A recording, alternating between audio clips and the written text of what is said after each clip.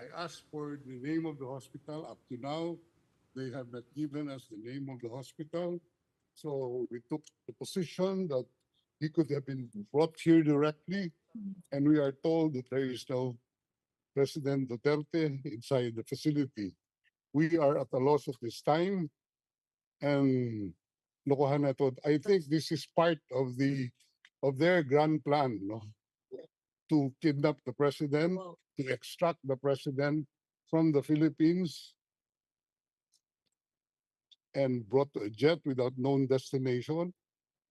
I was even forced to join the plane without any valid visa coming here. Sir, can we expound lang when you said that there is no President Duterte inside? They're Said- telling, they're telling me that there is no Rodrigo R. Duterte inside this facility. You, But they can- you requested for a visit today and it was approved, sir, right? we have requested the ICC for a visit because they do not disclose what hospital he was brought to. And we assume that he was brought here last night after the training. That's all I can say as of the moment. Is it possible he is in a hospital somewhere? I hope he is in a hospital somewhere, but not in this facility. He is allowed, according to ICC regulations, any detainee is allowed to communicate. Has he communicated to any of None.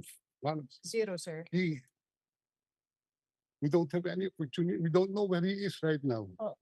He doesn't even have his medicines with him. Pero doon po siya sa ambulance sumakay. Sinakay siya sa ambulance, binigay lang namin yung mga records doon sa kanya, and sabi he will be well taken care of. Right. And we will be informed immediately of the name of the hospital. But hanggang ngayon,